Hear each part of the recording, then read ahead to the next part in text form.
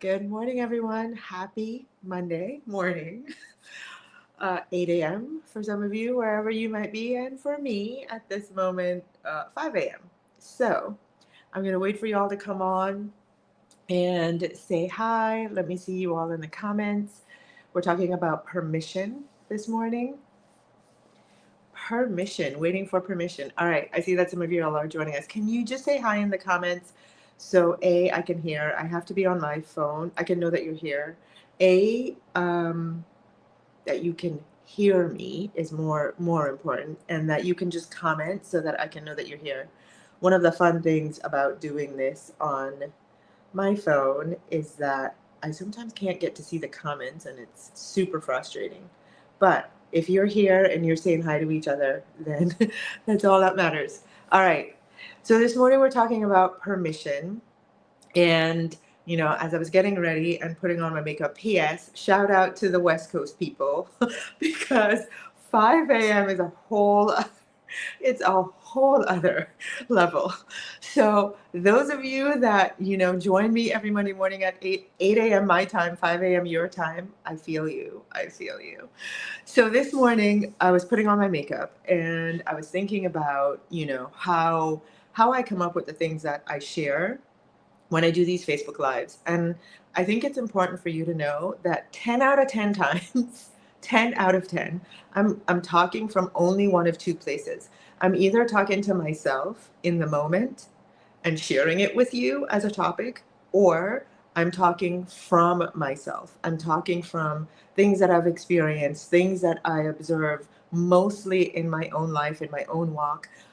Sometimes I will notice that my clients in general seem to be stuck in a certain area, and I will bring it as a topic to Facebook Live. But usually, I would say 10 out of 10 times it's nine and a half, if not more. It's coming from me personally, either something I'm walking through right now, or just walked through the last couple of months, or I have lived through and experienced in my life or in my business, and I'm bringing it here to share with you. And this morning is no different. We're talking about permission.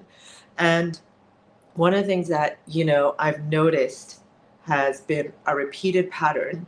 I go through these cycles where I find myself in seasons, and you may be able to relate to this. Maybe you're there right now, or you're just coming out of one, or you've noticed that you've been in one for a really long time. But it's this holding, waiting pattern. It's this, we like to call it procrastination, is the name that we like to give it. But for me, it is frustrating as all heck because that's not who I am by nature. I'm very much a go-getter. I very much, know what I want, go do the things that need to be done. And so whenever I find myself in this season where I'm just like twiddling my thumbs and like not moving forward, second guessing myself, not taking the actions that I need to, telling myself I don't know what to do, feeling overwhelmed, and just not moving forward, I get incredibly frustrated. And I feel like that's even worse for me than truthfully anything else. It's almost like I see that as a form of personal failure when I know what I want and I'm just seeing myself in this holding, waiting, not moving forward pattern. And I like to look at those experiences and ask myself, why is this happening? And so that's what I want to bring to this conversation this morning, because I see other women doing it too. Waiting, waiting in this holding pattern for sometimes years, months, lifetimes. And I don't want that for myself, and I don't want that for you. We've got this one life, we got this one chance, it is precious. And here's what I know about our soul's purpose: if you don't fulfill it in this lifetime, you're going to keep coming back and keep coming back and keep coming back till you get it done. So I don't know about you, but like, I am all in for fulfilling my soul's purpose in this go round. And as I was looking at myself, so speaking from me, and I think this might be relevant for many of you because like attracts like, I recognize that when I was growing up as a little girl, and I see this in many of the women that I serve, we have this in common, that our parents did their best. We know that. But one of the things that they did is they really wanted to protect us. They wanted to keep us safe. They wanted us to um, do all the things that would cause us to follow the rules. And here's the thing, follow the plan. I want you, like, if you're watching this morning and you can relate, they wanted us to follow the plan. But here is what I realized. Whose plan? Whose plan were we following? Their plan.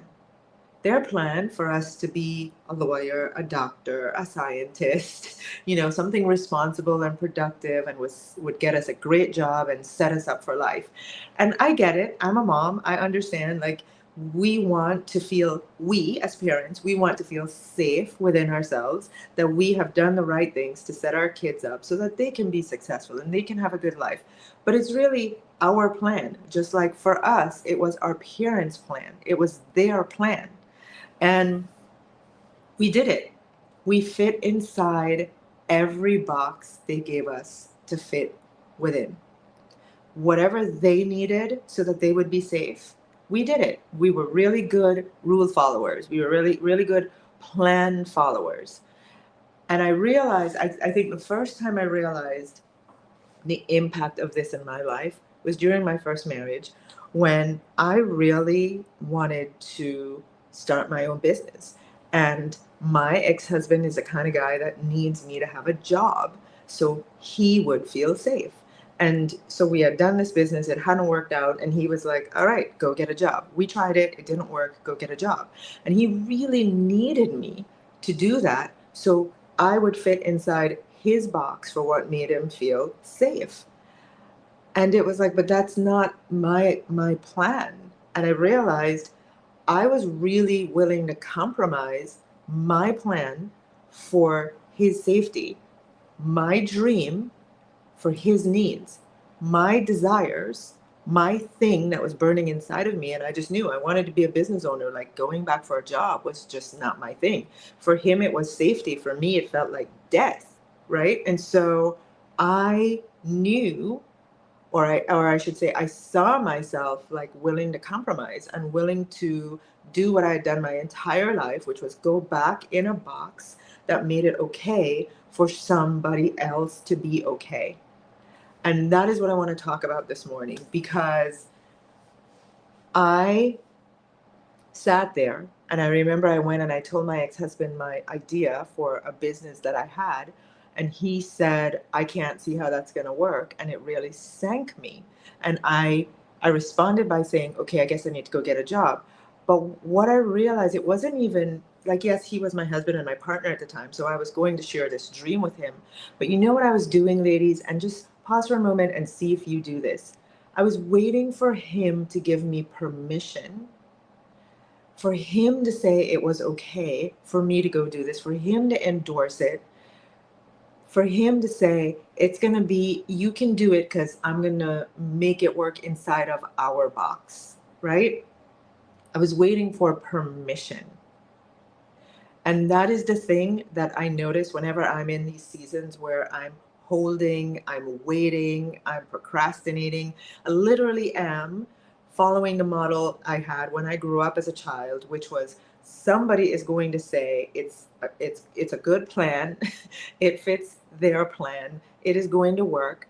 I'm in this holding pattern of, somebody please, anybody give me permission to do this.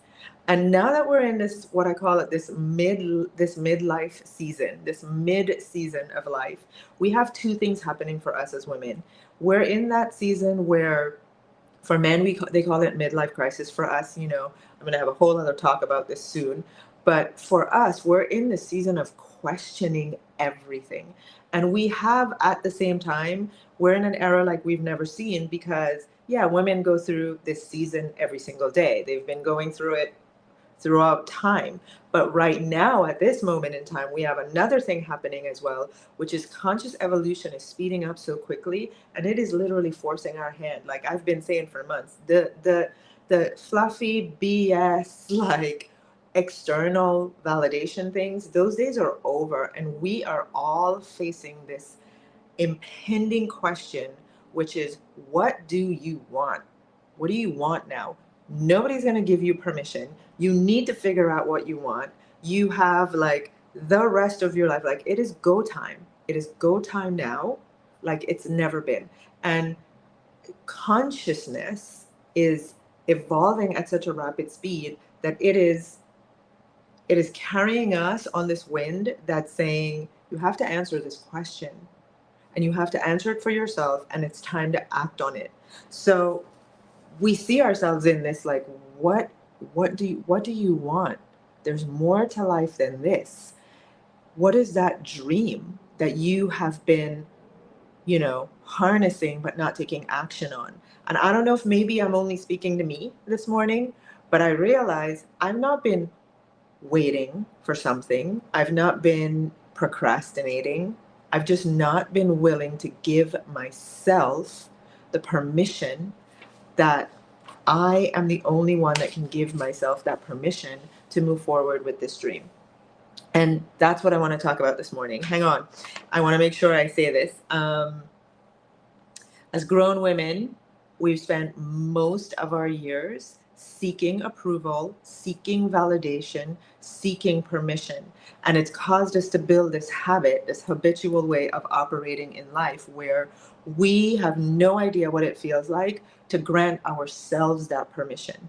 We actually don't know, because we were, we grew up in households where we needed the adults to do that. Then we got married and we needed the men to do that. Or we went to schools and colleges and we needed the teachers and the professors to give us grades that said, yes, you can advance, you have permission. Our entire life structure has been built on other people giving us the okay, that we actually don't know what it's like to say, I have a dream and I'm going after it. I grant myself the permission to fulfill this dream in this lifetime. So we're in this season of learning what that is like. But I want to tell you this, and I want every woman listening live and watching the replay. I'm going to say this really slowly because this is my breakthrough that I want to share with every one of you this morning. Get ready to type. Permission is a prison. Stop asking for the key. Permission, waiting for permission. Permission is a prison. Stop asking for the key. We are literally asking, give me your permission so I can get the key to enter this prison where I'm going to stay needing your permission repeatedly. And I don't know who you need permission from. Sometimes it's your spouse. Sometimes it's your parents, and your parents may be here, may not be here, but in your mind you're kind of still waiting somehow for their permission. Sometimes it's your lower self, that fear-based version of you. You want that portion of you to give you permission to have the courage to go for it. It's never going to happen. At this point in our adult lives, no version of us is going to give you permission other than you giving it to yourself from your higher self. So permission, everyone typing, permission is a prison. Stop asking for the key. What should you do if you find yourself in that waiting, holding, looking for permission energy? Turn it into passion. Turn your permission seeking into passion. That's what I've done. That is the thing that I have trained myself to become really good at. Anytime I see myself, like, I actually make myself get mad. I make myself get angry and frustrated that I'm doing it again, waiting for somebody, some external being to say, Tasha, you can do it, you can go, right? I've been reading this book, and it talks about, it's a story based in a part of the world where they practice the Muslim religion, and it talks about the 5 obligations of every human being. And it says in that religion, every human only has 5 things they have to do in this lifetime. And the 5th one is the pilgrimage to Mecca. Every human who practices that religion, one of the 5th thing that every human is responsible for doing in their lifetime. Well, I thought of that and I was like, wow, that's so interesting. For me, I feel like every human should have the obligation of fulfilling your dream, your purpose, your destiny. There's so many names that we give it growing up. You know, we call it your divine design, your purpose, your destiny, your dream, your personal legend. In the Bible, it says, "Thy will be done." Thy will, the will for my life, the perfect expression of me for my life be done. Every single one of us, we are all wired to fulfill that thing that we came here to do, to be, to have, to experience. And it is an obligation. And it is the kind of thing where if you don't get it done in this lifetime, your soul is going to be needing to come back and come back and come back and come back and come back till you get it done. Like my soul's like, girl, get it together. Figure this out. You're smart. Get it together and get it done. And when I ask myself, why am I honestly like, why am I not going all out for this? A big part of the answer is I'm waiting for somebody to tell me it's okay to do it. It's gonna work out. It is part of the plan, their plan. Because I have not built the muscle to know what it's like for me to give myself permission. So I told you I might be talking to myself this morning, but I sure hope there's another woman at least out there who's like, Tasha, I can relate. I can relate. I see myself doing that. So this morning, I want everyone to do me the favor, or whenever you watch this live, I grant myself permission to fulfill my dreams. I, I am the one in charge here. I am the one who decides. Because here's the like spiritual truth. You've been looking for permission in the wrong places. The way we look for love in the wrong places. We've been looking for permission in the wrong places, right? The permission we should ultimately be seeking is from God, source, creator. And the fact that you have the dream in your heart means permission has been granted. Spiritually, permission has been granted. You don't need to seek it at all. So give yourself permission. It's been granted from the highest courts in the land, right? Spiritually, in the highest courts has given you permission. It's waiting for you to give yourself permission. It's like one of my favorite quotes is, God is waiting for you to make the first move. So this morning, everyone listening, can you all type, I give myself permission to fulfill my dreams. I, Tasha, this is for me. And what I wish for every one of you, I, Tasha, I give myself permission to fulfill my dream in this lifetime. And I sure hope that you do too. I really hope that this message this morning, wake up 5 a.m. Can you see? That's what that's what it looks like where I'm at. 5 a.m. because I wanted to deliver this message to you. I want to inspire you to grant yourself permission. We're in this midlife season. We've got, from here till our time's up to go. Let's do it. Let's go all in and do this.